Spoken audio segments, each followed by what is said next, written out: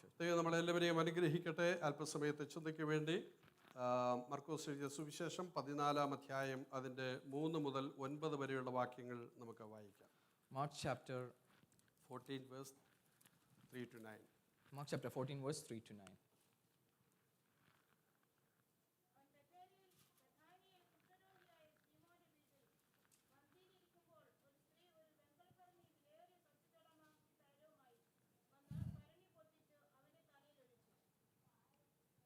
വായിച്ചു.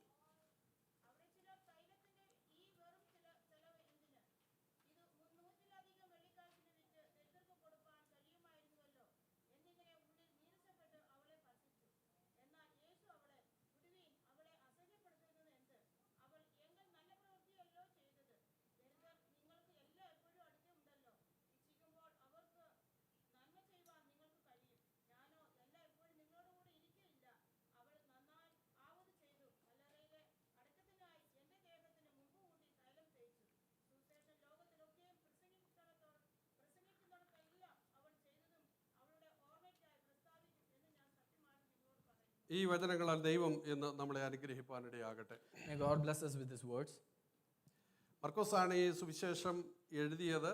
എന്നാൽ മർക്കോസ് യേശുവിൻ്റെ നേരിട്ടുള്ള ഒരു ശിഷ്യൻ അല്ലെങ്കിൽ അപ്പോസ്തലന്മാരിൽ പെടുന്ന ഒരാളായിരുന്നില്ല. Even though Mark was the author of this particular chapter, even though he was not a direct apostle for Jesus Christ. 4 സുവിശേഷങ്ങളിൽ 2 പേര് മാത്രമേ യേശുവിൻ്റെ അപ്പോസ്തലന്മാരുടെ ഗണത്തിലുണ്ടായിരുന്നുള്ളൂ. Out of 4 gospel, only 2 of them were the direct apostle of Jesus Christ. അത് മത്തായിയും അതുപോലെ യോഹന്നാനും അവർ രണ്ടുമായിരുന്നു യേശുവിൻ്റെ ശിഷ്യന്മാരായിരുന്നവർ. And they were Matthew and John. അവരൊക്കെ കർത്താവായ യേശുക്രിസ്തുവിൻ്റെ എല്ലാ ശുശ്രൂഷകൾക്കും നേരിട്ട് കണ്ടവരും അല്ലെങ്കിൽ അതിന് ഐ വിറ്റ്നസ് ആയിരുന്നു. And both of them were direct eyewitness for the ministry of Jesus Christ. എന്നാൽ ലൂക്കോസും മർക്കോസും അങ്ങനെ നേരിട്ട് കണ്ടവരായിരുന്നില്ല. പക്ഷെ നേരിട്ട് കണ്ടവരിൽ നിന്ന് ആ കാര്യങ്ങളെ കേട്ട് മനസ്സിലാക്കിയവരായിരുന്നു. And when it comes to Mark and Luke, they were not a direct witness, but they heard from the people who have directly witnessed all those things and they wrote it. മർക്കോസിനെ സംബന്ധിച്ച് ഈ അപ്പോസ്തലന്മാരുമായിട്ടൊക്കെ വളരെ ബന്ധമുണ്ടായിരുന്നയാളാണ്. And when we talk about Mark, he was directly direct relation with the apostles. പൗലോസിനോടും ബർന്നബാസിനോടും പ്രത്യേകിച്ച് പത്രോസിനോടും ഒക്കെ വളരെ ബന്ധമുണ്ടായിരുന്ന അല്ലെങ്കിൽ ശുശ്രൂഷയിൽ ഒരുമിച്ച് സഞ്ചരിക്കുകയും ശുശ്രൂഷയിൽ ഒരുമിച്ചായിരിക്കുകയും ചെയ്ത കാര്യങ്ങളെക്കുറിച്ച് ദൈവത്തിന്റെ വചനത്തിൽ നമുക്ക് കാണാൻ കഴിയുന്നു. And we can see in the word of God that he was along with Paul and Barnabas during his ministry. റോമിലെ വിശ്വാസികളെ ലക്ഷ്യമാക്കിയാണ് അദ്ദേഹം പ്രധാനമായും ഇത് എഴുതുന്നത്. And he was focusing on the believers in Rome. സുവിശേഷങ്ങൾ ആദ്യം എഴുതപ്പെട്ടത് മർക്കോസിന്റെ സുവിശേഷമാണെന്ന് കളിക്കപ്പെടുന്നു. And out of all the 4 gospels, Mark is the first gospel that was written. ഇവിടെ ഒരു സംഭവ ചരിത്രമാണ് നമ്മളിവിടെ വായിച്ചു കേട്ടത്. And what we read here is in history. ബഥാനിയിൽ കുഷ്ഠരോഗിയായ ശിമോന്റെ വീട്ടിൽ യേശു ചെല്ലുകയാണ്. In Bethany, Jesus is going to Simon the leper. ഈ ശിമോൻ എന്ന് പറയുന്നത് ലാസർ, മാർത്ത, മറിയ തുടങ്ങിയവരുടെ പിതാവാണ് എന്നാണ് കരുതപ്പെടുന്നത്. And we think that this Simon is actually a father of Lazarus, Martha and Mary. അവൻ കുഷ്ഠരോഗിയായിരുന്നു. യേശു അവനെ സൗഖ്യമാക്കി. He was a leper, but Jesus healed him. അങ്ങനെ ആ ഭവനത്തെ കർത്താവ് വളരെ സ്നേഹിച്ചിരുന്നു. And Jesus loved that family. ആ യേശുവിൻ്റെ നാമത്തിൽ നടന്ന അത്ഭുതത്തിന്റെ പേരിലാണ് ആ പട്ടണവും പ്രത്യേകിച്ച് ആ വീടും തന്നെ അറിയപ്പെടുന്നത്. And because of the miracles that Jesus done in that city, that's how that particular city came to known. അവരുടെ കർത്താവിന്റെ നാമത്തിൽ ആ പട്ടണവും ആ ഭവനവും അറിയപ്പെടണമെങ്കിൽ, ആ വ്യക്തികളൊക്കെ അറിയപ്പെടണമെങ്കിൽ സ്തോത്രം അവരിൽ ചില ദൈവപ്രവൃത്തികൾ സംഭവിച്ചിരുന്നു. And if the city or the house has to be known in Jesus' name, it's because there was a miracle done in the name of Jesus. അതിലൊന്നാണ് ശിമോൻ. അവൻ ശരീരത്തിലെ രോഗിയായിരുന്നു, കുഷ്ഠരോഗിയായിരുന്നു. And Simon was sick in his body. കുഷ്ഠരോഗം സ്വാഭാവികമായിട്ടും ആരും ഇഷ്ടപ്പെടാത്ത ഒരു രോഗമാണ്. And leprosy is not as something that everybody likes. അവരെ വീട്ടിൽ നിന്ന് പുറത്താക്കുകയാണ് സാധാരണ ചെയ്യാറുള്ളത്. Usually people used to put them outside the house. പകരാൻ സാധ്യതയുള്ള രോഗമാണ്. പകരുവാനത് it is a chance that it can be communicable. ആരെങ്കിലും ആ കുഷ്ഠരോഗിയെ തൊട്ടാൽ അവരൊക്കെ അശുദ്ധമായി തീരും എന്ന് ദൈവത്തിന്റെ വചനം പറയുന്നു. And if somebody touches these people, and they will also get unholy. അതുകൊണ്ട് എപ്പോഴും അങ്ങനെയുള്ളവർ ഒറ്റപ്പെടുന്ന സമൂഹത്തിലും വീട്ടിൽ നിന്നും ഒക്കെ പുറന്തള്ളപ്പെടുന്ന ഒരവസ്ഥയായിരുന്നു ഉണ്ടായിരുന്നത്. And these people are people who are always been outcasted from the society. അതുകൊണ്ട് സാധാരണ രോഗത്തിൽ നിന്ന് വ്യത്യസ്തമായി ആ രോഗം വന്നവരൊക്കെ മാനസികമായി ഒക്കെ തകർക്കപ്പെടാം. And that's the main reason most of the people who got this sickness, they usually become depressed. രോഗവും പ്രയാസവും ഒക്കെ വരുമ്പോൾ മറ്റുള്ളവരുടെ സാന്നിധ്യം നമ്മൾ ആഗ്രഹിക്കാറുണ്ട്. When we are sick, we always want someone to be held nearby. പക്ഷേ ഇവിടെ രോഗം വന്നപ്പോൾ എല്ലാവരും അവനെ അകറ്റുന്ന ഒരു സാഹചര്യമാണ് ഉണ്ടാകാൻ സാധ്യതയുള്ളത്. But here we can see that the people used to outcast this person when he got sick. പക്ഷേ എല്ലാവരും അവനെ അല്ലെങ്കിൽ കുഷ്ഠരോഗി എന്നുള്ള നിലയിൽ ഒഴിവാക്കുമ്പോഴും അവന്റെ അടുക്കൽ ചെന്ന് അവനെ സൗഖ്യമാക്കുന്ന യേശുവിന്റെ പ്രവൃത്തി കാണുകയാണ്. But we can see a miracle sign that was done by Jesus Christ even when people were outcasting this person. മറ്റൊന്ന് അവിടെ നടക്കുന്നത് അവന്റെ മകനായിരിക്കുന്ന ലാസർ മരിച്ച് മൂന്നാം നാൾ ഉയർത്തെഴുന്നേറ്റ കാര്യമാണ്. നാലാം നാൾ ഉയർപ്പിച്ച ദൈവത്തിന്റെ പ്രവൃത്തിയെ കുറിച്ചാണ്. And another the miracle sign that we see is that Simon's son Lazarus was raised from the dead. അടക്കി നാറ്റം വെച്ച് തുടങ്ങിയ ശരീരത്തെ സൗഖ്യമാക്കുവാൻ ഉയർത്തെഴുന്നേൽപ്പിക്കുവാൻ യേശു അവിടെ ചെല്ലുകയാണ്. And Jesus is going to raise Lazarus whose body was already been decayed. യോഹന്നാന്റെ സുവിശേഷം 11-ാം അധ്യായത്തിൽ കർത്താവ് ഉയർത്തെഴുന്നേൽപ്പിച്ച ലാസർ പാർത്ത ഭവനം എന്ന അഡ്രസ്സാണ് ആ ഭവനത്തെക്കുറിച്ചും ദേശത്തെക്കുറിച്ചും പറയുന്നത്. In John chapter 11 it talks about the family of Lazarus where Jesus went and healed Lazarus. നമ്മുടെ ജീവിതത്തിലൂടെ ദൈവത്തിന്റെ നാമം മഹത്വമെടുക്കാൻ നമ്മൾ ആഗ്രഹിക്കുന്നെങ്കിൽ ഇതുപോലെ ചില സാഹചര്യങ്ങളിലൂടെ നാം കടന്നു പോയെന്നിരിക്കാം. And if we want the name of Jesus Christ to be glorified in our life, we have to go through this situation. എല്ലാ സുഖകരമായ ഉന്നതമായ അവസ്ഥയിലും സാഹചര്യങ്ങളിലും ജീവിക്കുമ്പോൾ പലപ്പോഴും ദൈവത്തിന്റെ മഹത്വം നമുക്ക് കാണുവാൻ കഴിയാതെ പോകും. Most of the time when we have everything in our life, sometimes we will not experience the glory of God. ഇന്ന് നാം കടന്നു പോകുന്ന ജീവിതത്തിന്റെ സാഹചര്യം ഏതാണെങ്കിലും അത് നമ്മുടെ വിശ്വാസ ജീവിതത്തിനെതിരെ എന്തുകൊണ്ട് ഞാനൊരു ദൈവവൈതലായിരിക്കെ എനിക്കിത് സംഭവിച്ചു എന്ന് ചോദിക്കുന്ന ഏതെങ്കിലും ചോദ്യങ്ങൾ നമ്മുടെ ജീവിതത്തിന്റെ മേൽ ഉണ്ടെങ്കിൽ ആത്മാവിൽ എനിക്ക് വിളിച്ചു പറയുവാനുള്ളത് ദൈവത്തിന്റെ മഹത്വം നിങ്ങളുടെ ജീവിതത്തിൽ വെളിപ്പെടുത്തുവാൻ ദൈവം ആഗ്രഹിക്കുന്നു. And if we are going through a certain situation, troubles in our life, and you think as a child of God, why is this happening to me? And let me give you a spirit, a message that Jesus wants to show his glory through your life. ഒരു ദൈവവൈതൽ എന്നുള്ള നിലയിൽ അവന്റെ ജീവിതത്തിൽ കടന്നു വരുന്ന എല്ലാ പ്രശ്നങ്ങളും ദൈവം അറിയാതെയോ അനുവദിക്കാതെയോ അല്ല. And nothing happens in our life without the knowledge of Jesus Christ. പക്ഷേ അതിന്റെ ലക്ഷ്യം ദൈവത്തിന്റെ നാമത്തിന്റെ മഹത്വമാണ്. And everything it leads to the glory of God. ഇവിടെ പ്രധാനമായും 3 കാര്യങ്ങളാണ് ഈ വായിച്ച വേദഭാഗത്ത് നമുക്ക് കാണുവാൻ കഴിയുന്നത്. And we can see 3 different things in this particular verse. ഒന്ന്, യേശുവിനോടുള്ള ആ സ്ത്രീയുടെ അല്ലെങ്കിൽ മറിയയുടെ സ്നേഹാദരവാണ് നമുക്ക് 14-ാം ഈ അധ്യായത്തിൽ അതിന്റെ 3-ാം വാക്യത്തിൽ കാണാൻ കഴിയുന്നു. And chapter 14 verse 3 we can see the love of Mary for Jesus. രണ്ടാമത്, ജനത്തിന്റെയും ശിഷ്യന്മാരുടെയും ഒക്കെ പ്രതികരണമാണ് യേശുവിന് വേണ്ടി ഈ സ്ത്രീ കാണിച്ച സ്നേഹാദരവിനുള്ള പ്രതികരണമാണ് 4-5 വാക്യങ്ങൾ നമുക്ക് കാണാൻ കഴിയുന്നു. And verse 4 and 5 is a response of the people and apostle that when they showed the response how when Mary loved Jesus Christ. അവസാനമായി 6 മുതൽ 8 വരെയുള്ള വാക്യങ്ങളിൽ യേശു കർത്താവിന്റെ പ്രതികരണം അതിനെക്കുറിച്ച് നമുക്ക് കാണാൻ കഴിയും. And from 6 to 8 we can see the response of Jesus Christ to this situation. അതിന്റെ 9-ാം വാക്യത്തിൽ അത് നിമിത്തം എന്ത് സംഭവിക്കും, അല്ലെങ്കിൽ ലോകമുള്ള കാലത്തോളം ലോകത്ത് അവളെ അറിയപ്പെടും എന്ന് കർത്താവ് ഒരു അനുഗ്രഹത്തിന്റെ ഭാഗമായി ഭാവി സംബന്ധമായി അവളെ കുറിച്ച് സംസാരിക്കുകയാണ്. And in verse 9 we can see like a prophecy, a blessing from Jesus Christ that what will happen in the future. യേശു ക്രിസ്തുവിനോടുള്ള ആ സ്ത്രീയുടെ ആദരവിനെ നമുക്ക് ഇവിടെ കാണാൻ കഴിയുന്നു. And we can see that the love and respect for Mary towards Jesus. അന്നത്തെ കാലത്ത് ഇന്നത്തെ വാഹന സൗകര്യങ്ങളൊന്നും ഇല്ലാത്ത ആ കാലത്ത് ആളുകൾ കൂടുതലും നടന്നാണ് യാത്ര ചെയ്ത് ഒരു വീട്ടിൽ വരാറുള്ളത്. And during that time most of the time people used to walk and go towards any house. അല്പം കൂടെ പൈസയൊക്കെ ഉള്ളവരാണെങ്കിൽ മൃഗവാഹനങ്ങൾ അവർ ഉപയോഗിക്കാറുണ്ട്. And if they are wealthy they might use any animals. നല്ല സമ്പത്തുള്ളവരാണ് കുതിരവണ്ടിയോ അങ്ങനെയുള്ള വാഹനങ്ങളൊക്കെ ഉപയോഗിക്കുന്നത്. And if they are very wealthy they might be using a horse chariot. സാധാരണക്കാരായ ആളുകൾ കൂടുതൽ നടന്നാണ് അവര് യാത്ര ചെയ്യാറുള്ളത്. But normal people they mostly walk and go towards certain places. അങ്ങനെ നടന്നു പോകുമ്പോൾ ഈ കാലിലൊക്കെ പൊടിയും അഴുക്കും ഒക്കെ പറ്റാൻ സാധ്യതയുണ്ട്. And when we walk we know that dust may come up in our feet. അതുകൊണ്ട് വീട്ടിലേക്ക് ഒരു അതിഥി വരുമ്പോൾ ആ പുറത്ത് തന്നെ അവർക്ക് കാല് കഴുകാനുള്ള വെള്ളവും സംവിധാനങ്ങളും ഒക്കെ അവിടെ ക്രമീകരിച്ചു വെച്ചിരിക്കും. And that's why they used to keep jar of water so that they can wash their feet and come inside. കൂടുതൽ ആദരവ് കാണിക്കേണ്ട വ്യക്തിയാണെങ്കിൽ അവരുടെ കാലുകളൊക്കെ കഴുകി അവരുടെ ശരീരത്ത് അല്ലെങ്കിൽ തലയിലൊക്കെ തൈലം പൂശി അവരെ വീട്ടിനകത്തേക്ക് ആനയിക്കുവാൻ, അവരെ ചുംബിക്കുവാൻ, അവരെ ആശ്ലേഷിക്കുവാൻ അവരുടെ വീട്ടിനകത്തേക്ക് അവരെ അങ്ങനെ സ്വീകരിക്കുവാനുള്ള സംവിധാനങ്ങൾ വ്യക്തികളെയൊക്കെ അവിടെ ക്രമീകരിച്ചു വെക്കും. And if they are very popular person or a wealthy person, they used to make sure that this person is wash their feet and hand, and they also make sure that they pour perfumes or oils so that they can anoint the person. അങ്ങനെ കർത്താവായ യേശുക്രിസ്തുവും ആ ഭവനത്തിലേക്ക് വരികയാണ്. And therefore here our Savior Jesus Christ also comes to this house. അവിടെ ഒരു സ്ത്രീ യേശുവിന്റെ അടുക്കൽ വന്നിട്ട് വളരെ വിലയുള്ള തൈലം അവന്റെ തലയിൽ ഒഴിക്കുകയാണ്. And here a woman came in an alabaster jar of very expensive perfume. അവിടെ പറയുന്നത് ഏതാണ്ട് 300 വെള്ളിക്കാശിലധികം അതിന് അത്ര എക്സ്പെൻസീവ് ആയിരുന്നു.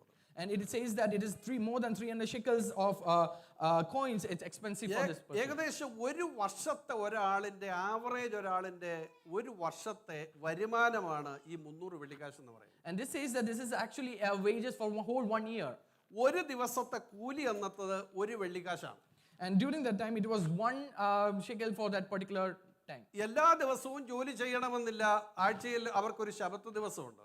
And they don't have to work every day, 1 day of the week as a Sabbath. പിന്നെ ശരീരത്തിന്റെ പ്രയാസങ്ങളൊക്കെ നിമിത്തം എല്ലാവരും എല്ലാ ദിവസവും ജോലിക്ക് പോകണമെന്നില്ല.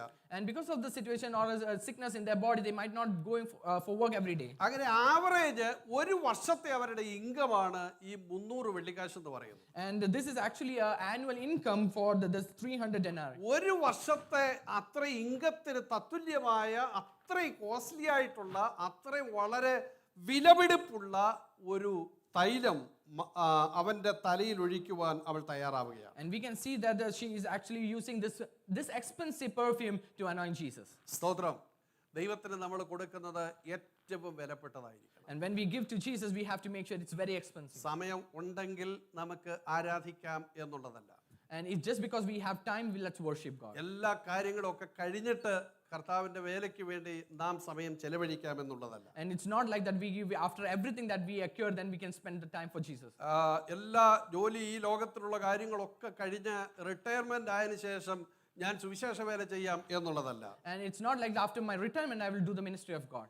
ഹല്ലേലൂയ. എല്ലാ ചെലവും അല്ലെങ്കിൽ എല്ലാ ആവശ്യങ്ങളും നിറവേറ്റിയിട്ട് കർത്താവിന്റെ വേലയ്ക്ക് നാം സമ്പത്ത് കൊടുക്കാം എന്നുള്ളതല്ല. And it's not that after everything achieving, then I will give to Jesus. കർത്താവിന് നമ്മൾ എത്രത്തോളം നമ്മുടെ ഹൃദയത്തിൽ നമ്മൾ വാല്യൂ കൊടുക്കുന്നുണ്ടോ അത്രത്തോളം നാം കർത്താവിന് നൽകുന്ന കാര്യത്തിലും അങ്ങനെ തന്നെയായിരിക്കും. And as much as value that we give to Jesus, we have to make sure that we give everything to Jesus. അതുകൊണ്ട് ഏറ്റവും വിലപ്പെട്ടത് കൊടുക്കാൻ അവളോട് ആരും ആവശ്യപ്പെട്ടതല്ല. So therefore nobody asked this woman to give the most expensive പക്ഷേ അവൾ perfume. കൊടുക്കാനായിട്ട് തയ്യാറാവുകയാണ്. But it was her desire to give. ദൈവത്തിന്റെ മക്കളെ, നമ്മുടെ അങ്ങനെ ഒരാൾക്ക് കൊടുക്കാൻ കഴിയണമെങ്കിൽ അത്രത്തോളം അവൾ യേശുവിനെ സ്നേഹിച്ചിരുന്നു. And if somebody has to give this expensive perfume to someone, it is because she loved Jesus. യേശു വളരെ സ്നേഹിച്ച ഒരു ഭവനമായിരുന്നു ആ ഭവനമെന്ന് നമുക്ക് അറിയാൻ കഴിയും. And we also know that Jesus loved this family.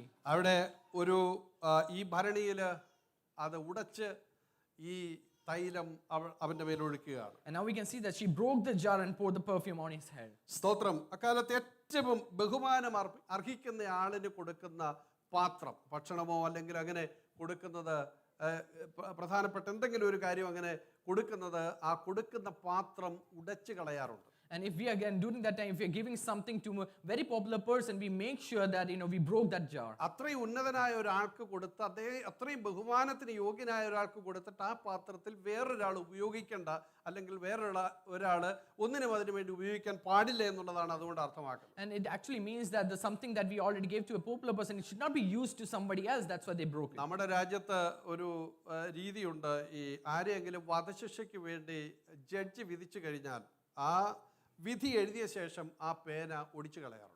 And in our country, we know that if somebody has been sentenced to life death and the pen that they wrote, the judge will be breaking that pen. എന്നുള്ളതുപോലെ ആ കാലത്ത് അവിടെ നിലവിൽ ഉണ്ടായിരുന്ന ഒരു സംവിധാനമായിരുന്നു അത്. And the same way, this was something that was there in that history. വീണ്ടും അത് ഉപയോഗിക്കാം എന്ന് അവിടെ വിചാരിച്ചില്ല. അത് മുഴുവനുമായും ഇത്രയും വിലയുള്ള ആ തൈലം നല്ല വിലയുള്ള ഒന്നിലായിരിക്കും സൂക്ഷിക്കപ്പെട്ടത്, പക്ഷേ അതും കൊടുക്കുവാൻ അവൾ തയ്യാറായി. And she decided to give everything for Jesus. സ്തോത്രം. അതുകൊണ്ട് നമ്മുടെ ജീവിതത്തിൽ ഏറ്റവും വിലപ്പെട്ടത് കർത്താവിന് അർപ്പിക്കുവാൻ ദൈവത്തിന്റെ ആത്മാവ് നമ്മെ സഹായിക്കട്ടെ. So therefore, whatever is expensive, what is very important in our life, let's surrender it to Jesus. അവളുടെ അകത്ത് ഉണ്ടായിരുന്നതാണ് അല്ലെങ്കിൽ അവള് സൂക്ഷിച്ചു വെച്ചിരുന്നത് അത് ഉടയപ്പെട്ടപ്പോൾ പുറത്തേക്ക് ഒഴുകുകയാണ്. And when something that she was actually keeping up very special, when it broke, it was actually pouring out. സ്തോത്രം, ഹല്ലേലൂയ. അതിനകത്ത് എത്ര വിലപ്പെട്ടതാണ് ഇരിക്കുന്നതെങ്കിലും അതിലേക്ക് ഒരാളിന് അത് ഉപയോഗപ്പെടുന്നില്ലെങ്കിൽ, പകരപ്പെടുന്നില്ലെങ്കിൽ ഒരിക്കലും അതുകൊണ്ടൊരു പ്രയോജനവുമില്ല. And it doesn't matter how expensive things are in that particular jar. If it's not useful for anyone, it just becomes an useless thing. അതിനകത്ത് എത്ര ഭരണി, ഇനി കർത്താവ് ഇരിക്കുന്ന ആ സ്ഥലത്ത് കൊണ്ടുവന്ന് ആ തൈലം ഇരിക്കുന്ന ഭരണി അതുപോലെ കൊണ്ടുവന്ന് വെച്ചിട്ട് അവൾ എടുത്തുകൊണ്ട് പോയാൽ ഒരിക്കലും അതിനകത്തുള്ള മണം, ആ തൈലത്തിന്റെ മണം ഒരിക്കലും അവിടെ എങ്ങും ആർക്കും അനുഭവിച്ചറിയാൻ കഴിയത്തില്ല. Instead of breaking that particular jar, if she just kept that particular jar in front of Jesus, and then again it is not going to be any of use. ആ ഭരണി തകർക്കപ്പെട്ടതിന്റെ പിന്നിലുള്ള പ്രധാനപ്പെട്ട കാരണം ആ മണം അല്ലെങ്കിൽ ആ തൈലം യേശുവിലേക്ക് പകരുക, അതിന്റെ മണം എല്ലാ ആളുകളും അനുഭവിക്കുക എന്നുള്ളതാണ്. The main reason that she broke is that so that she can pour that expensive perfume to Jesus and the fragrance can go around. നമ്മുടെ അകത്ത് ദൈവം തന്നിരിക്കുന്നത് സ്തോത്രം, പുറത്ത് മറ്റുള്ളവർക്ക്, കർത്താവിന്, അതെ, കർത്താവിന്റെ രാജ്യത്തിന്, ദൈവത്തിന്റെ നാമത്തിന് ഒരു അനുഗ്രഹമായി തീരണമെങ്കിൽ നാം തകരുവാൻ ഏൽപ്പിക്കപ്പെട്ടേ മതിയാകും. And God has placed most important things in our life, and it has to be useful for everyone.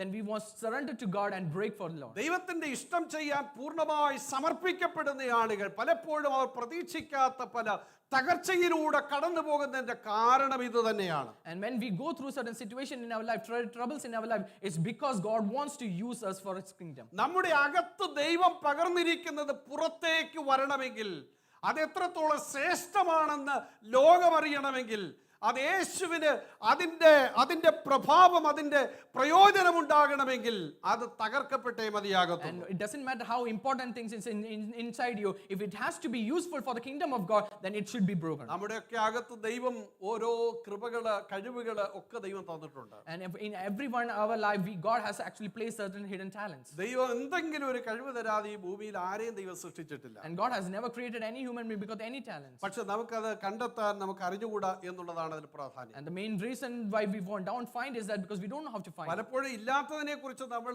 ദൈവത്തോട് പിറുപിറുക്കാറുണ്ട്. ദൈവം നൽകിയതിനെ കുറിച്ച് നന്ദിയുള്ളവരായിരിക്കാൻ നമുക്ക് കഴിയാറില്ല. And most of the time we always complain to Jesus Christ for something that we don't have, and we forget to thank to Jesus what we have. ഒരു ദൈവപൈതൽ എന്നുള്ള നിലയിൽ നമ്മുടെ അകത്ത് ദൈവം തന്നിരിക്കുന്ന കൃപ അത് പുറത്തു വരണമെങ്കിൽ, ദൈവത്തിന്റെ ശരീരമാകുന്ന, ക്രിസ്തുവിന്റെ ശരീരമാകുന്ന സഭയ്ക്ക് അത് പ്രയോജനപ്പെടണമെങ്കിൽ നാം തകർക്കപ്പെട്ടേ മതിയാകൂ. For every talent that God has placed in our life, if it has to be useful for the kingdom of God, for the church, then we should be broken. നമ്മുടെ പ്രാർത്ഥന മറ്റുള്ളവർക്ക് ഒരു അനുഗ്രഹമായി മാറണമെങ്കിൽ നാം ശക്തമായ ഒരു പ്രാർത്ഥനയുടെ മണ്ഡലത്തിലേക്ക് മാറ്റപ്പെടാൻ ദൈവം ചിലപ്പോൾ ഒരു തകർച്ചയ്ക്ക് നമ്മെ ഏൽപ്പിച്ചെന്നിരിക്കാം. And if our prayer has to be useful for any person in our life, then we have to break ourselves in the front of Jesus. മറ്റുള്ളവരെ ആശ്വസിപ്പിക്കുവാൻ, അവരുടെ മുറിവുകളെ കെട്ടുവാൻ നമുക്ക് ദൈവം നമ്മളിലൂടെ ആഗ്രഹിക്കുന്നുവെങ്കിൽ നാം വളരെ മുറിവേറ്റവരായ അവസ്ഥയിലൂടെ കടന്നുപോയെന്നിരിക്കാം. And if God wants to use us to heal someone who is already broken, then God leads us to that particular path.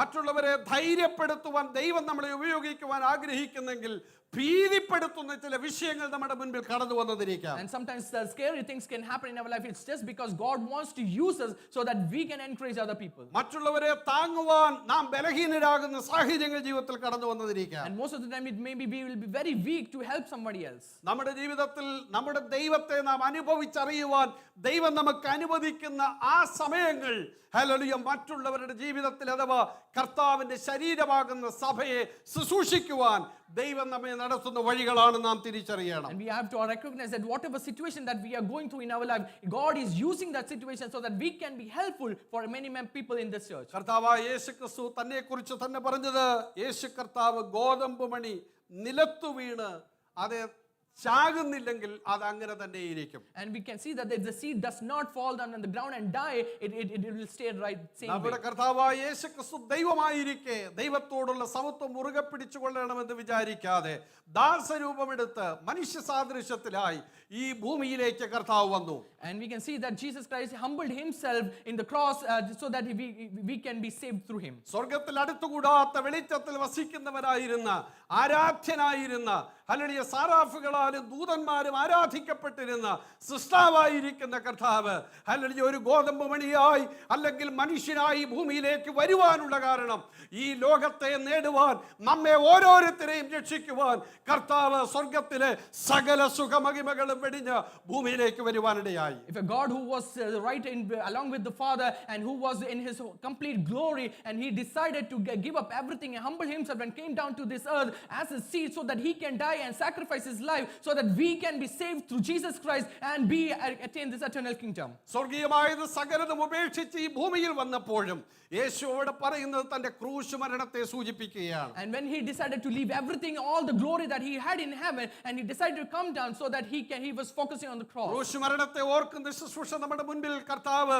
അത് നൽകിയ ഈ ശുശ്രൂഷ ഇന്നും നമ്മുടെ ഇടയിൽ അത് ഇന്നും ക്രമീകരിക്കപ്പെട്ടിരിക്കുന്നു. And we have Lord's Supper in front of us that reminds us about the death of Christ. സ്വർഗത്തിൽ നിന്ന് വന്ന ആ ഗോതമ്പ് മണി കാൽവറിയുടെ അതേ കുന്നിൽ കർത്താവ് അവിടെ തകരുവാനിടയായി തീർന്നു. And the seed that came from the heaven actually sacrificed himself in the cross. അവനെ കണ്ടാൽ ആളല്ല എന്ന് തോന്നുമാറ് അവന്റെ ശരീരം വികൃതമായി തകർക്കപ്പെട്ടു. And if somebody looks at him, we cannot even recognize that as a human being. രണ്ട് കള്ളന്മാരുടെ നടുവിൽ ഒരു മഹാപാവിയെ പോലെ അവൻ തൂങ്ങപ്പെടുവാനിടയായി. And he was lying on between two thieves as a thief.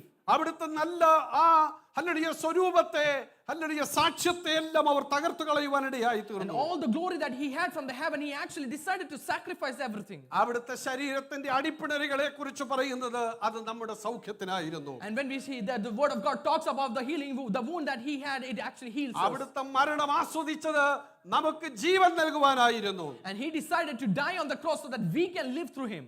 അവിടുന്ന് കഷ്ടം സഹിച്ചത് നമ്മുടെ കഷ്ടങ്ങളിൽ നമുക്ക് ജയം തരുവാനായിരുന്നു. And he decided to get all those issues in his life so that he can help us when we are going through that. അവിടുന്ന് ദരിദ്രനായി ഭൂമിയിലേക്ക് വന്നത് നമ്മെ സമ്പന്നരാക്കുവാനായിരുന്നു. And he decided to become poor so that he can make us wealthy in his poor. അവിടുന്ന് താഴ്ച അനുഭവിച്ചത് നമ്മെ താഴ്ചയിൽ നിന്ന് ഉയർത്തുവാനായിരുന്നു. And he humbled himself so that he can lift us in with him. Hallelujah ഗോതമ്പ് മണി നിലത്ത് വീണ് തകരുവാൻ ഹല്ലേലൂയ തയ്യാറായതിന്റെ പിന്നിൽ നമ്മോടുള്ള ദൈവത്തിന്റെ സ്നേഹവും നമ്മെ കർത്താവിനോട് കൂടെ ആയിരിക്കുവാൻ ദൈവം നമ്മളെ ഒരുക്കുവാൻ വേണ്ടിയായിരുന്നു. The reason why he decided to sacrifice his life on the cross is just shows the love of Christ for us so that we can be with him in his eternal kingdom. അങ്ങനെ അന്ന് ചൊരിയപ്പെട്ട hallelujah ആ രക്തത്താൽ ഇന്നും കോടിക്കണക്കിന് നൂറുകണക്കിന് ആളുകൾ ഈ രക്തത്താൽ കഴുകൽ പ്രാപിച്ച് അവിടുത്തെ വിശുദ്ധ ജനമായി മാറിക്കൊണ്ടിരിക്കുന്നു. And the blood that was poured on that cross, even now all the millions and billions of people are cleansed by this blood of Jesus Christ and been saved. യേശു തകർന്നില്ലായിരുന്നെങ്കിൽ ഹല്ലേലൂയ നാം ഈ കർത്താവിനെ അറിയില്ലായിരുന്നു. If Jesus did not sacrifice himself, we would have never known Jesus.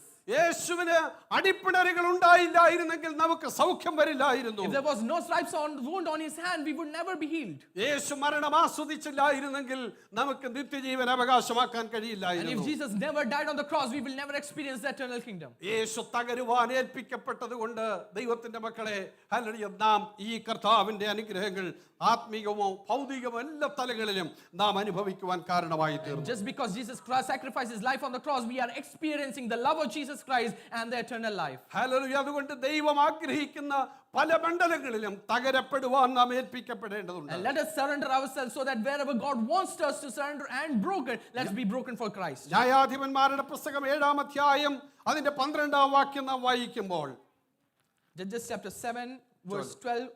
മിദ്യാനരും അമാല്യക്കര് കിഴക്കേ ദേശക്കാര് ഇസ്രായേലിനെതിരെ യുദ്ധത്തിന് പാളയമിറങ്ങിയിരിക്കുകയാണ്. And here we can see that the people are surrendering for war. 7-ാം അധ്യായം അതിന്റെ 1 മുതലുള്ള വാക്യങ്ങൾ നമ്മൾ വായിക്കുമ്പോൾ അതിനെതിരെ യുദ്ധത്തിന് പോകാൻ ഗിദെയോന്റെ നേതൃത്വത്തിൽ അതെ ഒരു വലിയ ജനക്കൂട്ടം തയ്യാറാവുകയാണ്. And we can see that Gideon and all his men were camped at the spring of Harod. ഏതാണ്ട് 32,000 ആളുകളാണ് ആയുധം ഏന്തിക്കൊണ്ട് യുദ്ധം ചെയ്യുവാനായി പോകുന്നത്. It's almost like 32,000 people were actually marching for war. പക്ഷേ യുദ്ധത്തിന് പോകുന്നവരെ കണ്ടിട്ട് കർത്താവ് പറഞ്ഞു, ദൈവം പറഞ്ഞു, ഇത്രയും പേര് യുദ്ധത്തിന് പോകണ്ട, കാരണം ഈ യുദ്ധം ജയം കൊടുക്കുന്നത് ഞാനാണ്. അവസാനം ഇവര് വമ്പ് പറയും, അതുകൊണ്ട് അതിനുള്ള സാധ്യതയുണ്ടായതുകൊണ്ട് ഒരു എലക്ഷൻ അല്ലെങ്കിൽ ഒരു സെലക്ഷൻ നടത്തണം എന്ന് ദൈവത്തോട് ആവശ്യപ്പെടുകയാണ്. And we can see that God is actually telling that no, we don't need this many people to go to war, so we can let's select people from selection. 32,000 പേര് യുദ്ധത്തിന് ഗിദെയോന്റെ നേതൃത്വത്തിൽ യുദ്ധത്തിന് വേണ്ടി ഇറങ്ങി തിരിച്ചെങ്കിലും ദൈവം അവിടെ സെലക്ഷൻ നടത്തുന്നത് നമുക്ക് താഴോട്ട് കാണാൻ കഴിയും. And even though 32,000 people were decided to march for the war, we can see that God is selecting few people out of them. അവിടെ ആദ്യം പറയുന്നത് 3-ാം വാക്യം പറയുന്നു, ഭയവും ഭീരുത്വവും ഉണ്ടെങ്കിൽ അവൻ ഗിലെയാദ് പർവ്വതത്തിൽ നിന്ന് മടങ്ങി പോകട്ടെ. And verse 3 says anyone who trembles with fear may turn back and leave Mount Gilead. 22,000 പേര് ആഹ്വാനം കേട്ടിട്ട് സ്വന്തം വീടുകളിലേക്ക് തിരിച്ചുപോയി. And we can see that 22,000 men actually left. അവരും യുദ്ധത്തിന് വന്നവരാണ്, പക്ഷേ അകത്ത് പേടിയുള്ളവരായിരുന്നു. They came for war, but actually they were fear. തിരിച്ച് വീട്ടിലേക്ക് വരുമോ എന്ന് ഉറപ്പില്ലാത്തവരായിരുന്നു. And they did not have courage that we will come back ദൈവം home. ജയം തരുമോ എന്ന ഒരു ഉറപ്പുമില്ലാത്തവരായിരുന്നു. They never had any hope that God is going to give them victory. ദൈവത്തിന്റെ വലിയ അഭിഷക്തനാണ് ഞങ്ങളെ യുദ്ധത്തിൽ നയിക്കുന്നത്, ദൈവമാണ് സ്തോത്രം യുദ്ധത്തിൽ വിജയം തരേണ്ടതെന്നൊക്കെ അറിവ് അവർക്കുണ്ടായിരിക്കാം, പക്ഷെ ഒരു ഉറപ്പും ധൈര്യവും അവർക്കില്ലാത്തവരാണ്. And even though they know that God is the one who has to give victory, they still did not have any hope and faith. വീണ്ടും അവിടെ ഒരു സെലക്ഷൻ അവിടെ നടത്തുന്നുണ്ട്. അവിടെ പറയുന്നത് വെള്ളത്തിങ്കിലേക്ക് അവിടെ കൊണ്ടുപോയിട്ട് അവരെ പരിശോധിക്കുക. അവിടെയും ഒരു സെലക്ഷൻ നടത്തി കുറെ ആളുകൾ 300 പേര് മാത്രം അവിടെ തിരഞ്ഞെടുക്കുന്നു. And again we can see that there are another selection process that was happening that says that take them down to the water, and from there God was actually selecting more people. അവരെ കൊണ്ട് ഒരു വലിയ യുദ്ധം അവിടെ ജയം പ്രാപിക്കുകയാണ്. And we can see that God is actually they're giving them a great victory in that war. പക്ഷേ ഈ ഭാഗം വായിക്കാനുള്ള കാരണം അവർ യുദ്ധത്തിന് പോകുന്ന രീതിയാണ്. And the main reason why we are reading this is that the method for them that is they are deciding to go for war. അത് അവരുടെ കയ്യിൽ വാളുണ്ട് അല്ലെങ്കിൽ കുന്തമുണ്ട്, ഒരു ആയുധമുണ്ട്. They have a weapon in their hands. അവരുടെ കയ്യിൽ പന്തം അത് മൂടിയിരിക്കുന്ന ഒരു കുടവുമുണ്ട്, മൺകുടവുമുണ്ട്. And they have a jar that was built with mud. ഇടത്തു കൈയിൽ പന്തവും വലത്തു കൈയിൽ ഊതുവാൻ അവർ കാഹളവും പിടിച്ചിരുന്നു. And they also had a trumpet in their hands so that they can blow. ഈ 300 പേരെ കൊണ്ട് ഗിദെയോൻ യുദ്ധത്തിന് പോവുകയാണ്. And here Gideon is going with 300 people. ആ യുദ്ധത്തിൽ കാഹളം ഊതിയപ്പോൾ അവിടെ വായിക്കുന്നത് ഈ കുടം അവര് ഉടച്ചു.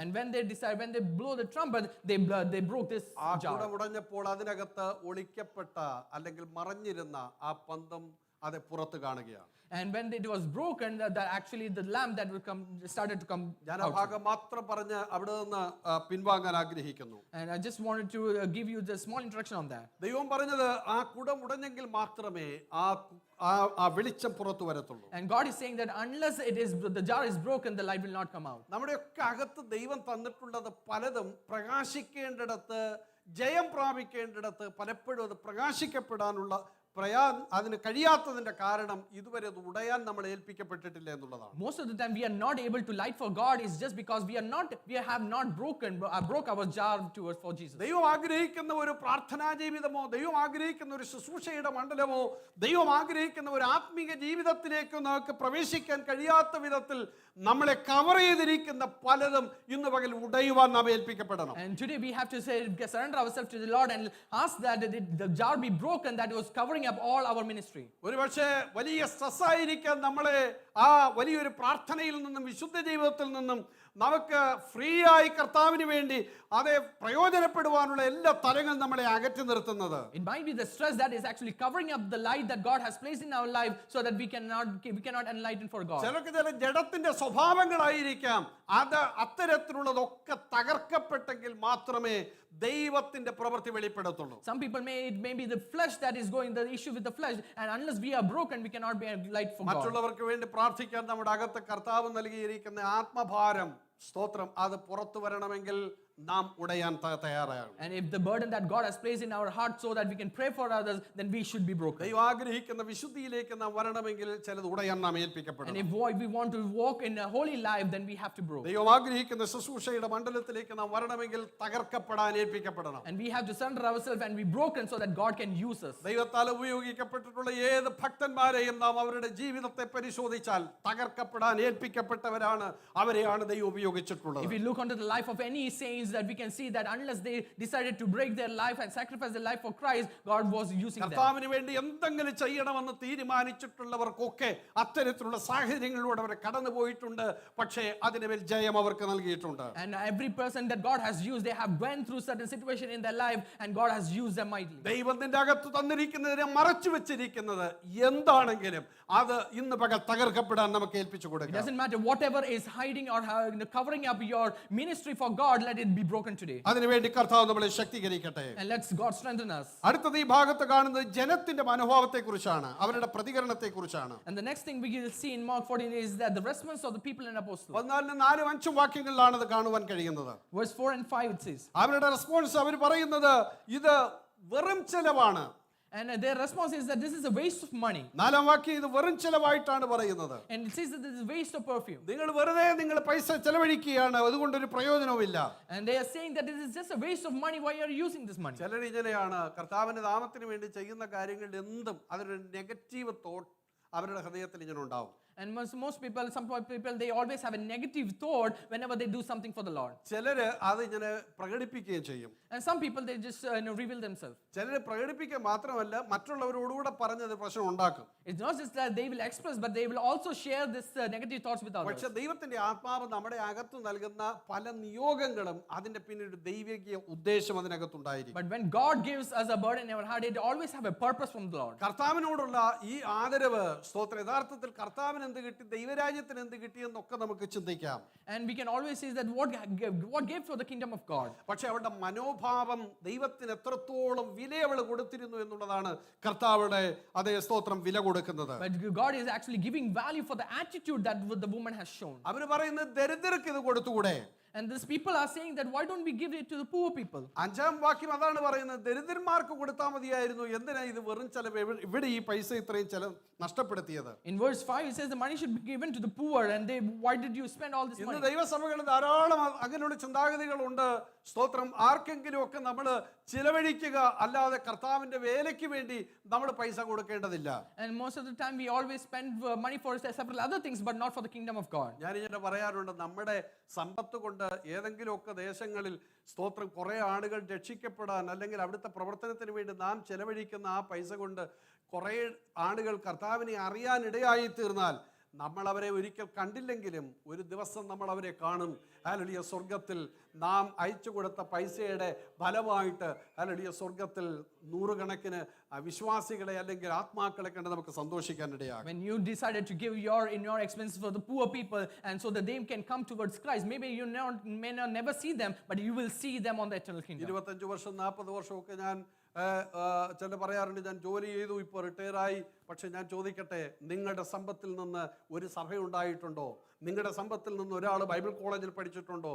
നിങ്ങളുടെ സമ്പത്ത് കൊണ്ട് ദൈവരാജ്യത്തിന് പ്രയോജനം ഉണ്ടായിട്ടുണ്ടോ? We always say that we worked hard for last 40 years and we are retired. I just want to ask you, with your whatever you received, was it any useful for the kingdom of God, for any people who at least they came to know Christ? ഈ പാസ്റ്റർമാർക്ക് ഈ പ്ലാറ്റ്ഫോമിൽ നിന്ന് പ്രസംഗിക്കാൻ എളുപ്പമാണെന്ന് നിങ്ങൾ ചിന്തിക്കാം. പക്ഷേ എൻ്റെ ജീവിതത്തിൽ ഞാൻ പ്രാവർത്തികമാക്കിയതിന് ശേഷമാണ് ഇത് നിങ്ങളോട് സംസാരിക്കുന്നത്. And we always think that it's very easy for us to preach in this pulpit, but I have practiced in my life, then I'm sharing. കർത്താവിന് വേണ്ടി പ്രയോജനപ്പെടാൻ, തകർക്കപ്പെടാൻ നാം ഏൽപ്പിക്കപ്പെടുമ്പോൾ തന്നെ ജനത്തിന്റെ മനോഭാവം ഒരുപക്ഷെ നമ്മളെ നിരുത്സാഹപ്പെടുത്തുന്നതായിരിക്കാം. When we decide to sacrifice and broke for the Lord, most of the time the people will show up any negative thoughts in our heart. ഈ ജനം കൊടുക്കുന്നില്ല, പക്ഷെ കൊടുക്കാൻ തയ്യാറാകുന്നവരെ സമ്മതിക്കുന്നതുമില്ല. And these people are people who doesn't want to give anything for the kingdom of God, but also they discourage the people who are deciding to.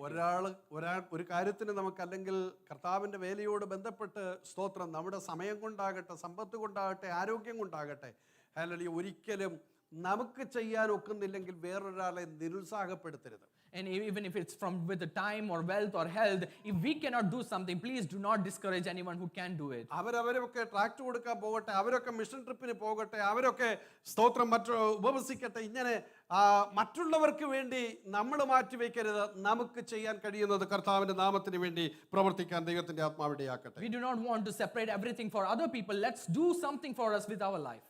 അവസാന ഭാഗം 6 മുതലുള്ള വാക്യങ്ങൾ നമ്മൾ വായിക്കുന്നത് കർത്താവിന്റെ പ്രതികരണമാണ്. And from verse 6 we see the response of Jesus Christ. കർത്താവിന്റെ പ്രതികരണം, അവളെ വിടുവിൻ, അവളെ അസഹ്യപ്പെടുത്തരുത്, എങ്കിൽ അവൾ നല്ല പ്രവൃത്തിയല്ലോ ചെയ്തത്. And in verse 6 says, leave her alone. Why are you bothering her? She has done a beautiful thing to me. ഞാൻ വേഗം 8-ാം വാക്യത്തിന്റെ ആദ്യ ഭാഗം മാത്രം വായിച്ച് ഞാൻ എൻ്റെ വാക്ക് ചുരുക്കുന്നു. അവിടെ കർത്താവ് പറയുന്നു, അവൾ തന്നാൽ ആവത് ചെയ്തു.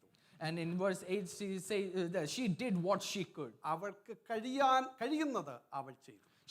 She did what she could. ദൈവത്തിന്റെ മക്കളെ, കർത്താവിന്റെ വേലയോടുള്ള ബന്ധത്തിൽ നമുക്ക് എന്ത് ചെയ്യാൻ കഴിയും? And when it comes to the ministry of God, for the kingdom of God, what can we do? ഈ ആരാധനയിൽ വരുമ്പോൾ ഞാൻ പറയാറുണ്ട്, കർത്താവിന്റെ നാമത്തിൽ നിന്ന് കൈയടിച്ചാൽ പോലും അതിശക്തിയോടെ ചെയ്യുക.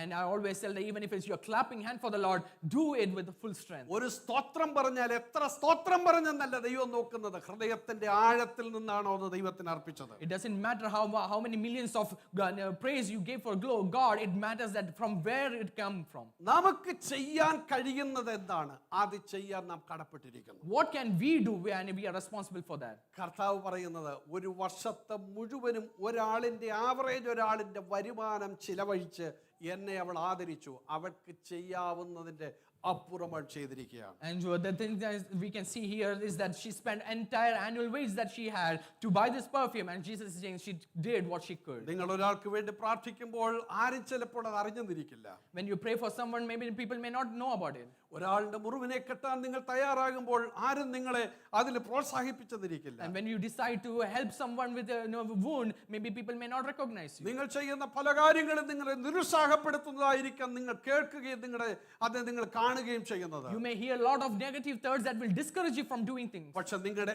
Accountability അവരോടല്ല, ദൈവത്തോടാണ്. But your accountability is not with the people but with the Lord. നല്ലവനെ വിശ്വസ്തനുമായ ദാസനെ ദാസി എന്ന് വിളിക്കുന്ന ഒരു ദിവസം നമ്മുടെ മുൻപിൽ ആസന്നമായിരിക്കും. And the time has very near that God will be calling you faithful and true servant. തകരുവാൻ നമുക്ക് ഏൽപ്പിക്കപ്പെടാം. Can we sacrifice ourselves to the Lord? ഏറ്റവും വിലപ്പെട്ടത് കർത്താവിന് കൊടുക്കാം. Can we give the most expensive to the Lord? അവിടുത്തെ നാമം ഏറ്റവും ഉയർത്തപ്പെടട്ടെ. Let his name be glorified. ഈ വചനങ്ങളാൽ ദൈവം നമ്മളെ അനുഗ്രഹിക്കട്ടെ. May this word be a blessing for us.